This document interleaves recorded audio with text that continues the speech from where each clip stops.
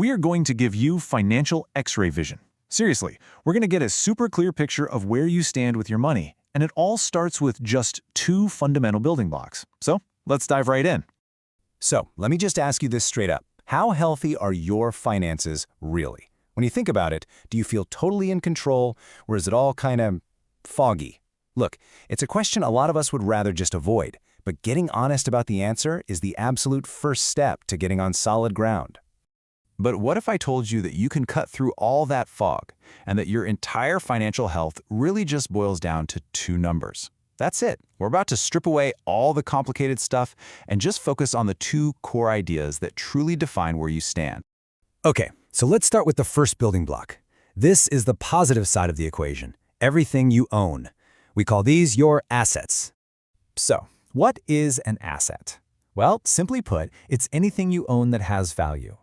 The key thing to remember is that an asset is something that can either help you right now or it can be used to make more money down the road. Think of them as all the tools you have in your financial toolkit. And what's really cool is how broad this is. It's not just about the cash you have in the bank. For, say, a small cafe, their big, shiny coffee machine is a super important asset. Or for a delivery company, it's their fleet of trucks. These are all things that are actively working to create more value. All right, so that's the own part of the picture. Now let's flip the coin over to the other side, because for every own, there's often an O. Let's talk about liabilities. A liability sounds kind of serious, doesn't it? But it's just a debt or a bill you have to pay. It's a financial responsibility.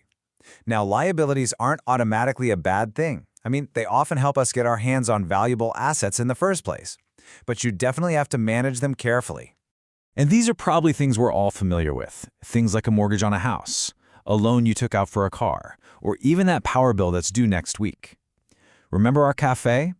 If they got a loan to buy that awesome coffee machine, well, that loan is a liability.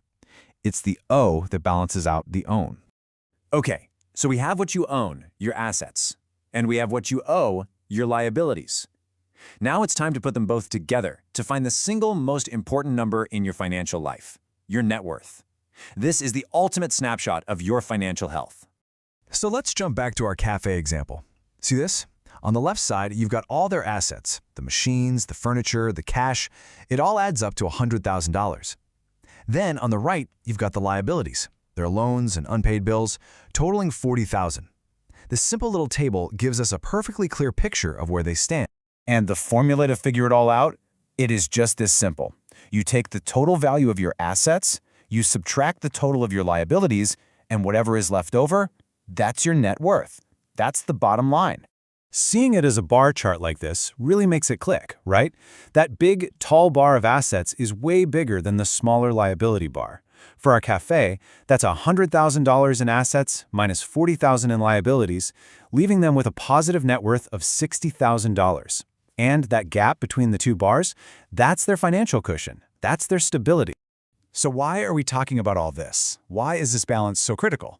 Well, because understanding this is the absolute key to making smarter decisions, and honestly, to weathering pretty much any financial storm that might come your way. So let's just quickly recap the big ideas here. First, assets are what you own. They're there to build value for you. Second, liabilities are what you owe. You've got to keep them in check. Third, when your assets are bigger than your liabilities, you have a positive net worth, and that creates a super important safety net.